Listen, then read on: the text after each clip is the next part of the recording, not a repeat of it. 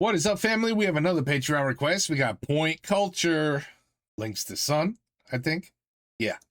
Les Cryptides. Les Cryptides. Yeti, monsters, Loch Ness, Bigfoot. Oh, made up bullshit. Okay, let's go.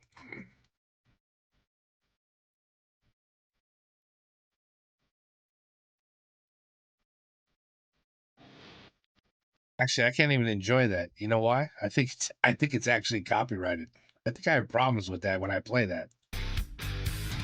Bonjour, bonsoir à tous et bienvenue dans ce Point Culture. Les scientifiques connaissent environ 1,7 million d'êtres vivants, animaux et végétaux. Il en existe à peu près 10 millions selon leurs estimations. Traduction, même les savants ignorent plus de 80% des espèces qui nous entourent. Voilà, ça c'est pour le vertige de début de vidéo, parce qu'aujourd'hui, on va parler de cryptozoologie, l'étude des créatures dont l'existence n'est pas prouvée scientifiquement. Okay. Quoi ça veut dire? Eh bien vous voyez, d'un côté il y a les faits, les études, le concret, le solide. D'un autre côté, il y a la fiction, les films, les histoires, les mythes, et entre les deux, il y a des questions sans réponse. En termes de créatures, à gauche nous avons les éléphants, les chiens, les baleines, les hippopotames, Justin Bieber. Et à droite, nous avons les griffons, les chimères, les ewoks, les dédras et les gros-dules. Et entre les deux, nous avons les cryptides, des espèces dont on ne peut parler qu'au conditionnel. Et vous verriez qu'il serait très difficile que je ne m'exprimerais qu'au conditionnel. Non seulement ce serait difficile, mais en plus, vous ne comprendriez rien, donc je penserais qu'il vaudrait mieux que je ne le ferais pas. Je préfère prévenir, je suis quelqu'un de très cartésien. J'ai tendance à très difficilement croire en quelque chose, mais je suis un cartésien enthousiaste. Je refuse d'admettre que les créatures du top 20 existent pour l'instant, mais putain, ce serait vraiment trop cool que j'ai tort. Bref, les cryptozoologues, j'adore le concept même de cryptozoologie parce que c'est vraiment un truc dégueulasse. Au fond, ils étudient les animaux dont l'existence n'est pas prouvée. Ergo, dès qu'ils l'ont prouvé, c'est plus leur boulot.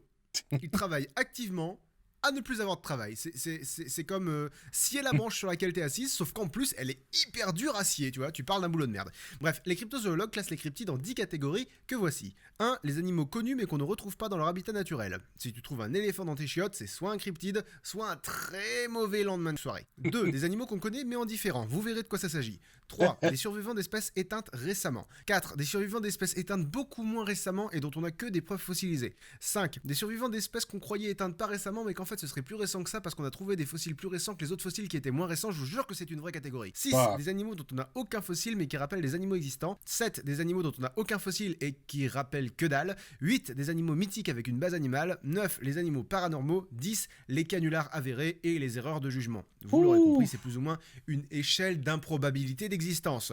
Et on ouvre le bal avec un de mes préférés, numéro 1, le chupacabra. Ça veut dire suceur de chèvre en espagnol, donc ça pourrait être une insulte particulièrement imagée. Et toi, va donc sucer une chèvre. Les chupacabras, c'est assez magique dans le sens où, dépendant les gens, la description est complètement différente. Regardez ces 3 images, ce sont des représentations de chupacabras.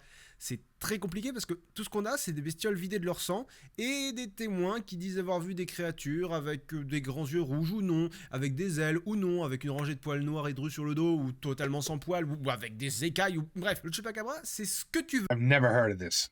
Mais c'est caca. Les scientifiques ont d'ailleurs trouvé des explications à presque toutes les apparitions de chupacabra. Des canidés avec une gale extrêmement avancée, des singes échappés d'un zoo. Le chupacabra, c'est un peu la Rolls des cryptides. Un animal est mort et son cadavre a l'air bizarre. Cherchez pas, c'est le chupacabra. Numéro 2, les reptiliens. Alors l'univers geek est envahi par les reptiliens. Les Argoniens dans Elder Scrolls, les Siluriens dans Doctor Who, les Cardassiens dans Star Trek, les Troglodytes dans Donjons et Dragons, reptiles dans Mortal Kombat, il y en a dans Hellboy, chez Lovecraft et évidemment pour les théoriciens du complot, dans notre monde. Et oui, d'après eux, des créatures reptiliennes humanoïdes œuvreraient dans l'ombre dans leur intérêt au détriment de la race humaine. J'adore les théories du complot, c'est très amusant. Il s'agit d'un genre de jeu où il faut absolument trouver ce que tu cherches.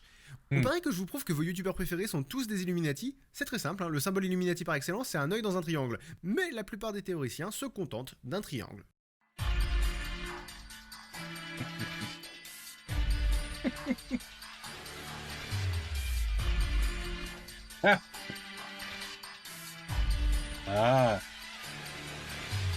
Donc oui, les complotistes voient aussi ce genre de symbole pour les reptiliens. Ces derniers ont besoin de notre ADN pour vivre, donc leur symbole à eux, ce sont les spermatozoïdes et les ovules. Oh mon Dieu!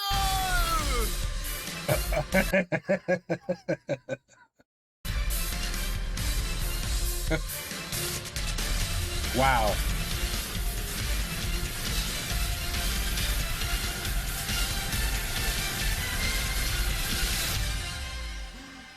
Mais qui suis-je réellement?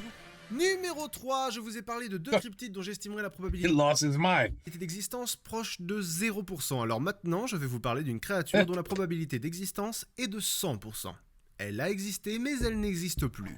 Du moins, le croit-on.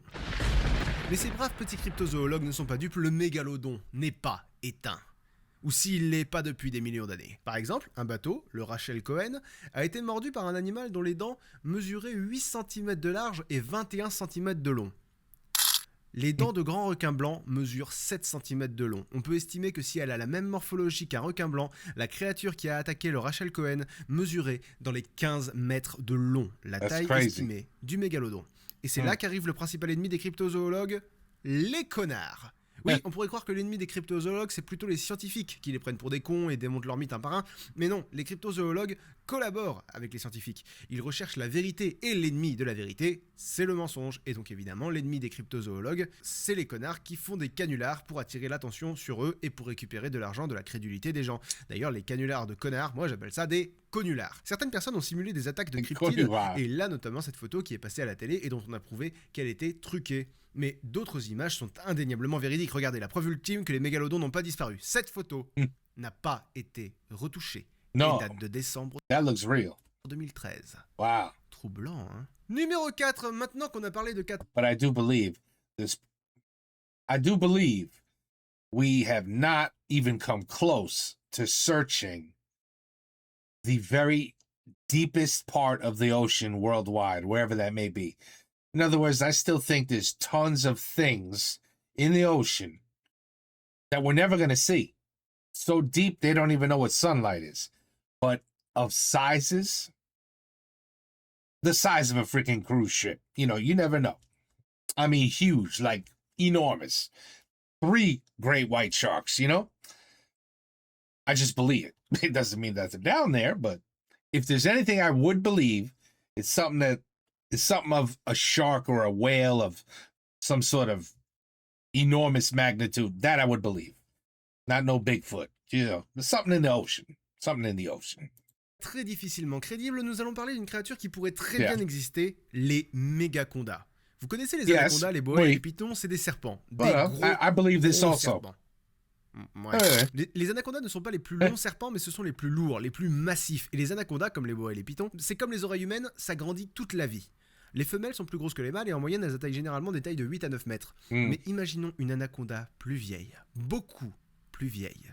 Certains affirment avoir vu des traces d'anacondas de plus de 15 mètres, des mégacondas, qui se nourriraient par exemple de taureaux, genre Ouais. comme ça. Ouais. Bref, tomber sur un mégaconda ne me surprendrait That's pas. what. Enfin, en pleine jungle. Parce que dans mon salon, ça me surprendrait déjà un peu plus. Bref, ce qui me surprendrait vraiment, en revanche, numéro 5, c'est de tomber sur un Dobarchu. Vous trouvez le nom improbable? Attendez la description. Ce sont des loutres tueuses géantes. Alors, soyons clairs, les loutres sont, avec le panda rouge Never et heard les of chatons, this. le truc qu'on imagine le moins avec l'adjectif tueur derrière. Parce que ça. Mais les Irlandais ont trouvé le moyen de créer un cryptide menaçant à base de loutre, même si clairement ça fait des années qu'on n'en a pas vu. En fait, la dernière personne dont on dit qu'elle a été tuée par un Dobarchu remonte au XVIIe siècle. Oui, ben normal, hein, personne ne peut imaginer qu'une loutre puisse tuer qui que ce soit. Je veux dire, c'est comme imaginer un moustique faire un gâteau. Voilà, il y a un ordre des choses. Les gâteaux c'est bien, les moustiques c'est mal. On m'a fait reconnaître une fois que j'allais trop loin dans mes analogies, vous savez, tout ce qui est métaphore, comparaison. Mais c'est comme tout, si on les prend pour ce qu'elles sont, les choses ont tendance à être chiantes. Alors si on commence à les faire interagir, ça devient sympa. Tiens, je sais que je parle probablement des fans d'animé. Alors, regardez, si vous voyez les figures de style comme des attaques de personnages de shonen, ben vous les trouverez plus Figures de classe et style. vous les retiendrez plus facilement. Ashikano Anarochi. Vraiment, que je dorme plus. Numéro 6, le Jersey Devil, qui n'a pas d'équivalent français, mais je vais prendre un gros risque en l'appelant le diable du New Jersey. Aperçu depuis le 19e siècle dans les Pine Barrens du New Jersey, ce cryptide est une chèvre bipède avec des ailes. Really? Is that so? Ce qui est génial avec cette bestiole, c'est qu'il est plus ou moins admis qu'elle n'existe pas, mais qu'il existe un groupe de recherche pour la trouver. Mm. Enfin, je sais pas, ce serait comme vouloir trouver des dragons, des licornes ou des griffons. I'll do some research for you guys, but you know, I'm in New Jersey, and nope, I can't say I've seen any of those. I mean, maybe. No, not even in a bad like nightclub. No, top left.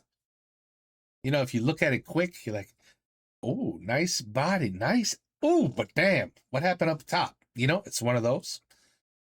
No, maybe I'm just high. Reviens sur tes propos, Lynx, dis que tu t'es trompé. Merde. Qui êtes-vous? Enfin, comment vous... Qu'est-ce que je suis toi du futur. Oh non, putain, non, mais tout le monde l'a fait, ce scénario, sérieusement. Ah oui, forcément, connard, dans le futur, on a découvert les voyages temporels, alors ben on revient tous pour nous empêcher de faire des conneries. Oui, bon, admettons, tu veux quoi? Ce que t'as dit sur les dragons et les licornes, dis que ça existe. Mais ça n'existe pas. Là, j'entends rien. T'es chiant, je vais pas dire que ça existe si ça n'existe pas. Écoute, depuis que t'as dit ça, les licorniens et les dragonheads te pourchassent, ok? Ça fait déjà 32 ans que ça dure. Ah, donc les gens sont encore plus tarés dans le futur. Unicorn, t'as pas idée, depuis que Super Mario est devenu président du monde, c'est la merde. Je te demande pardon. Bah, en 2035, il a été convenu qu'une idée pouvait devenir président pour éviter les excès de personnalité, et tout ça, ça fait que... Ta gueule, je m'en fous, casse-toi. Bon, mais les licornes et les dragons existent, hein. Ouais, les licornes et les dragons existent. Trop cool, ciao. C'est quoi cette musique? Non, c'est rien, c'est ma sordine portable. Oui. Non, maman, non, oui, je reviens. Non, j'ai pas emprunté la machine à laver pour retourner dans le passé. Mais puisque bien, ce fut intéressant. Numéro 7, s'il existe des bestioles qu'on connaît pas, vous savez où il est très probable qu'elles se cachent? Dans ton cul. Non, sérieusement, dans les fonds marins. On ne sait rien de ce qui se passe là-dedans et les légendes scandinaves remontant au Moyen-Âge font état de cette créature dont vous avez forcément entendu parler. Le Kraken. Les calamars géants existent. C'est un fait, c'est indéniable. Yeah, sure, why not? Possible, absolutely. Ils sont la preuve vivante que des créatures autrefois mythiques sont passées dans le monde réel. Le Kraken ou le Hafgufa, un autre monstre marin médiéval nordique qui se faisait passer pour une île à la surface, toutes ces créatures ont probablement été inspirées par des calamars géants. Greenland, et les plus gros mesurent dans les 18 mètres. Alors oui, je vous laisse imaginer les gentils petits Suédois médiévaux qui voient débarquer cette bestiole. Oh mon Dieu, cette créature est énorme! D'ailleurs, heureusement que les attaques de Kraken sont souvent représentées par les tentacules. Non, parce que... Oh mon Dieu, cette créature est une bite.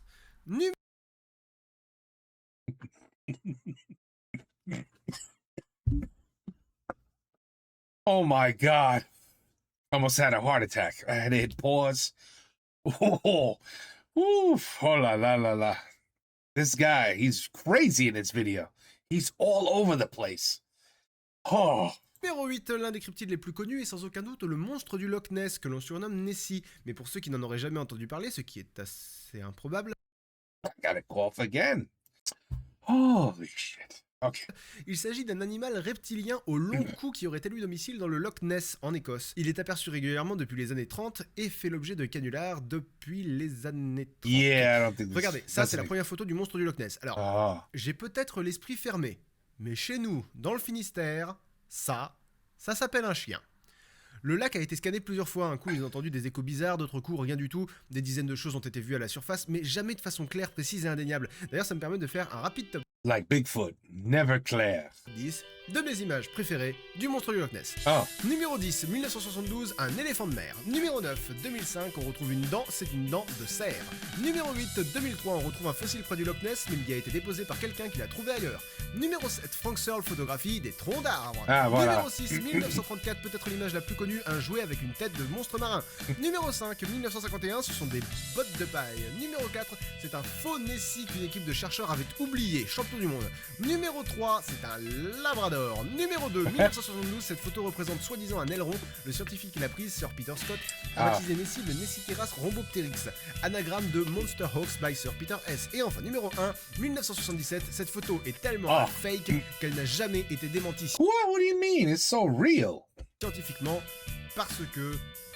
personne ne peut y croire. Oh, Et man. mention honorable à ce gars qui, à 52 ans, a trouvé une image de Nessie sur Google Earth, ce qui lui a permis de remporter le premier prix d'un concours organisé autour des apparitions du monstre et la coquette somme de 2000 livres. Et en effet, sa photo vaut le coup. Préparez-vous au choc de votre vie.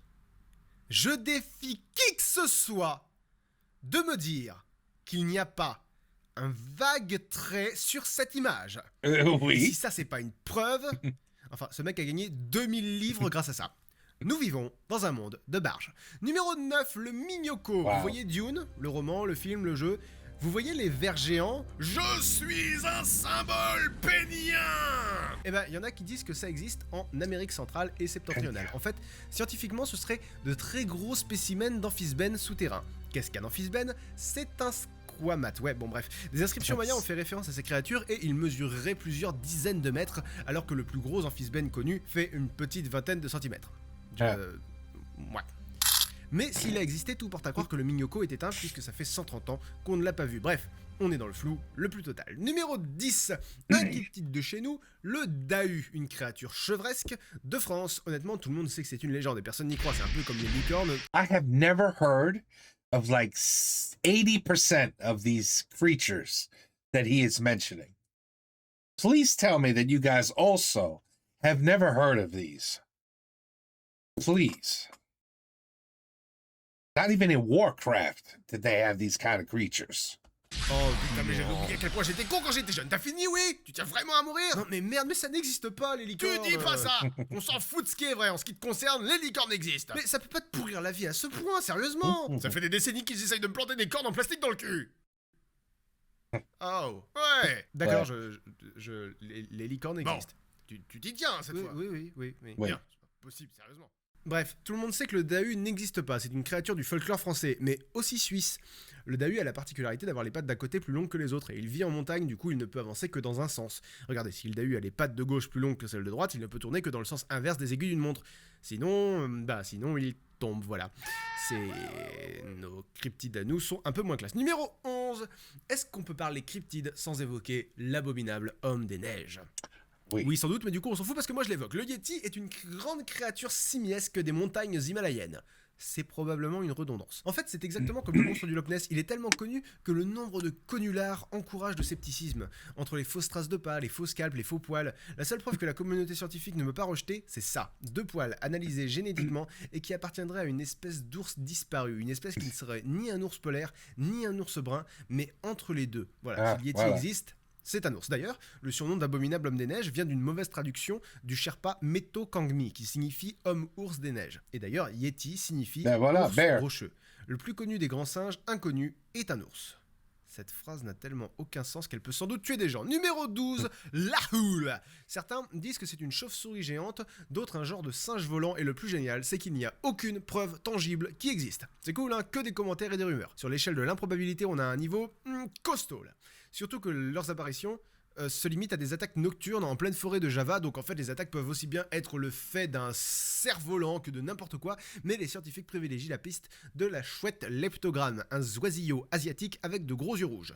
Mais pourtant les singes volants existent, regardez ce documentaire. Ouais,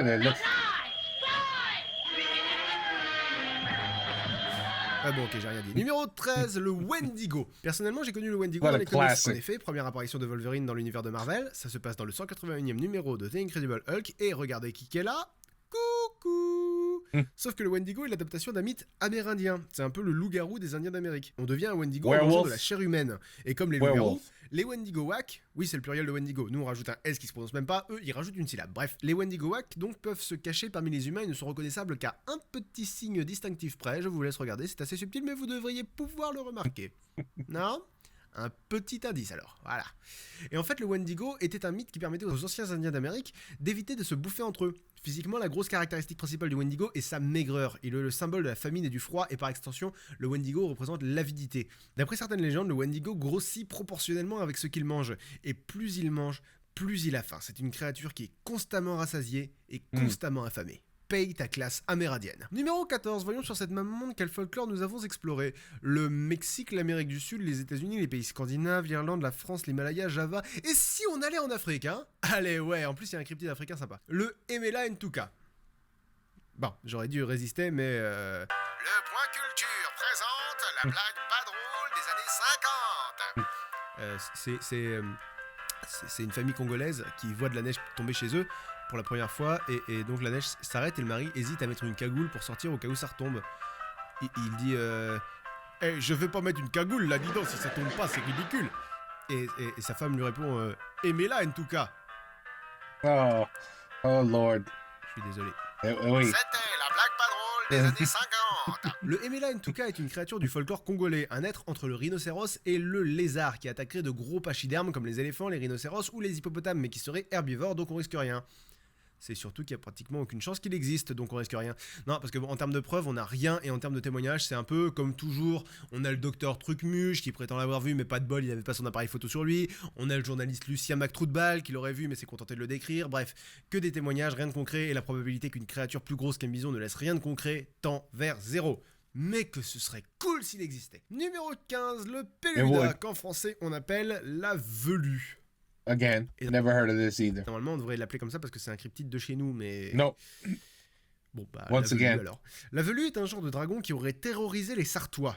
Ah ouais, non, mais c'est précis à ce point, ça l'est même encore plus, c'est pas tout le département de la Sarthe, c'est juste La Ferté-Bernard, fière commune de moins de 10 000 habitants, donc ouais, si vous me regardez de La Ferté-Bernard, cette vidéo est un peu pour vous. La velue est un dragon hérissé de poils empoisonnés qui crache du feu et qui aurait été tué par un fier chevalier sartois. Vous l'aurez compris, on est moins dans la cryptozoologie que dans la légende. Mais bon, nos dragons à nous sont tellement rares que j'en ai quand même casé un, parce que fierté nationale, voilà. Numéro 16, je suis pas spécialement fan des grands singes en termes de cryptides, parce que un grand singe c'est un grand singe, je veux dire ils existent, et du coup à chaque fois que quelqu'un voit un macaque il hurle au cryptide. Mais bon, s'il y en a un que je suis plus ou moins obligé d'aborder, c'est Bigfoot, comme on l'appelle aux États-Unis, ou le Sasquatch, comme on l'appelle au Canada. Les rumeurs concernant le Bigfoot sont presque aussi vieilles que les États-Unis. Il y aurait même des preuves ADN de son existence. C'est un des cryptides les moins improbables. Seulement, comme toujours, les cryptozoologues font le travail inverse des scientifiques. Les scientifiques observent, analysent et déduisent. Les cryptozoologues, eux, ont déjà leur réponse. C'est d'ailleurs comme ça que fonctionnent tous les mythes. Si c'est inexpliqué, jusqu'à preuve du contraire, c'est surnaturel. Tu trouves des poils dans l'écorce d'un arbre dans les rocheuses, jusqu'à preuve du contraire, c'est un Sasquatch. Et c'est généralement là que la cryptozoologie perd de sa crédibilité. Un vrai scientifique exclut toutes les hypothèses valables avant d'admettre qu'il est devant de l'inattendu. De plus, si un scientifique avait vraiment des preuves concluantes de l'existence de Bigfoot, je pense qu'il en ferait des t-shirts qui seraient publiés dans toutes les revues scientifiques du monde, qu'il aurait un film sur sa vie. Pourquoi rester discret quand on fait une découverte aussi énorme, sinon parce qu'on sait qu'on n'a rien découvert. Numéro 17, certains cryptides versent complètement dans le surnaturel, et c'est le cas du Black Shock, un chien noir fantôme des îles britanniques. Bon, quand ça commence à chercher dans le surnaturel, on est sur une improbabilité de malade. D'ailleurs, pour certains, Black Shock serait un cheval. Alors pour ceux qui seraient un peu perdus, ça c'est un cheval, ça c'est un chien. Des gens l'auraient vu flotter dans un nuage de fumée, dans les cimetières, bref, on est plus dans des considérations de bestioles fantômes que de créatures non répertoriées. Et puis merde, suffit d'avoir un minimum de culture pour savoir que c'est un animagus, non? It's a nice horse. C'est Black ou un autre, je sais pas quoi, mais n'empêche qu'il est très probable que Black Shock ait inspiré le Sinistro à J.K. Rowling. Et pour ceux qui comprennent rien de ce que je dis depuis quelques secondes, lisez ça, c'est bien. Savoir vendre une œuvre, c'est un métier. Numéro 18. Bon, c'est pas un cryptide, mais je l'ai mis là parce qu'il est très drôle, même s'il a un nom de médicament allemand, le Wolpertinger. Bon, je vous entends déjà me demander... Que ça dire que ceci? Le Wolpertinger est une petite créature hybride qui attaque les touristes dans les forêts bavaroises. Et c'est génial parce que tu mets ce que tu veux dedans. C'est un peu la pizza des cryptides. Prenez tous les animaux que vous connaissez, mélangez-les, faites que le résultat mesure dans les 20 cm. Vous avez un Wolpertinger. Genre imaginons une loutre avec des griffes venimeuses, une queue semblable à celle d'un castor, un bec de canard et des ailes. Bon, ça fait un ornithorynque volant, mais admettons qu'il vive en Allemagne et qu'il bouffe des gens, voilà, là, c'est un Wolpertinger. Numéro 19, le Waitoreke, qui est une loutre de Nouvelle-Zélande. Ouais, des fois, il n'y a pas grand-chose It's like a pissed off squirrel. à dire. C'est bon de rappeler que la cryptozoologie, c'est pas que des histoires abracadabrantes, elle s'attaque aussi à des créatures qui ne changeraient pas la face du monde si on prouvait leur existence, et le Waitoreke en fait partie. Il respecte toutes les caractéristiques du cryptide classique, aucune preuve directe, que des preuves indirectes, des témoignages, des traces de pas inconnus, sauf qu'on va pas en faire toute une histoire. Tu vois, les cryptides, c'est comme les animaux, il y a ceux qui font peur, et puis il y a ceux que c'est difficile de les rendre passionnants. Je vais vous raconter l'histoire terrifiante de la créature qu'on appelle le lapin de Garenne. Ça ne fonctionne pas. Et enfin, numéro 20, le Tatzelwurm. Est-ce que c'est pas un nom qui fait rêver? On dirait une maladie dégueulasse où tu perds tes ongles. Tatzelwurm. En fait, ça veut dire ver qui a des pattes en allemand. Et si vous êtes un inconditionnel du point culture, là vous devrez penser au bipest du point culture sur les animaux insolites. Et ben c'est un peu l'idée. Le Tatzelwurm est That's that video game Worms, un reptile de... right? No, that's the video. I was just talking about this. Worms? No, it's called something else. Damn. Oh well. plus de 50 cm de long, cylindrique et relativement épais. Voilà. On retrouve le Tatzelwurm au centre de l'Europe, au niveau des Alpes, et il aurait une tête ronde et non pas une tête de serpent. Bref, il est possible que cette créature existe. Et d'ailleurs, pour conclure ce point culture, je vais vous raconter une histoire vraie et une histoire qui laisse sceptique. C'est l'histoire du panda. Pour les gros ignorants, les pandas géants, c'est ça, un gros ours d'Asie noir et blanc. Bien. Maintenant, imaginons que nous sommes en 1869. Les geeks viennent de découvrir 20 milieux sous les mers, les filles en fleurs de bonne éducation soupirent en lisant les aventures de Frédéric Moreau dans l'éducation sentimentale et on se fout tous plus ou moins de la gueule de Napoléon III. Et personne ne sait ce qu'est un panda. Le père Armand David, parti en missionnaire en Chine, voit la peau d'un ours blanc avec des taches noires, totalement inédit. Il demande à ce qu'on lui montre cet animal en vrai, mais on lui ramène un panda mort, en lui expliquant que c'est pas évident à trimballer vivant ces conneries. Du coup, les scientifiques occidentaux sont hyper excités et partent tous chercher des pandas, mais ils n'en trouvent pas. En 1900, ils arrivent à la conclusion à laquelle nos scientifiques seraient arrivés aussi. Les pandas sont éteints. On ne parviendra à en trouver vivants qu'en 1929. Ça veut dire que de 1869 à 1929, pendant 60 ans, des scientifiques entraînés et équipés n'ont pas trouvé un animal de la taille d'un ours dont ils savaient avec certitude non seulement qu'il existait, mais en plus où il vivait. Alors je suis naturellement sceptique, mais cette anecdote nous fait relativiser. Si les pandas nous ont échappé pendant 60 ans alors qu'on savait qu'ils existaient, imaginez ce qui nous échappe si on ne fait que croire qu'ils existent. À méditer. À la prochaine tout le monde, ciao.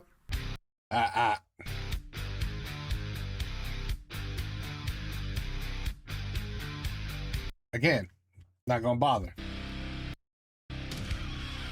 Anyway, music's copyrighted. Seriously, out of the 20, a Yeti, Bigfoot, Anaconda, a big squid or octopus in the, well, all right. I would say 15. 15, I never in my life heard anybody, put those together in their head and make up some sort of mystical animal or whatever. Unless he's just doing this to, like, he's making these up himself, then fine. But I know he's not. No, this is an actual list. Because a lot of those are, we know, bullshit, mythological, Bigfoot, Yetis and whatever. I don't even know. Fake nonsense, basically. Very good to make videos, though, especially a Loch Ness Monster. I remember those. I actually remember those either on TV or in a magazine with that Loch Ness, the last one that he showed. I think that was maybe in the 80s, 1980s or something. I forget, but interesting. It's always a very strange video with this guy. I'll tell you that. I mean, he talks so fast. He blows my mind. And then he's doing this, and then he's doing a story, then he's doing that, and he's making a blog. I don't know. And then he just continues. And shit, I don't know how he does it. I really don't. Anyway, there's one more to do, and we will be doing that one next. Take care. Peace out. À la prochaine.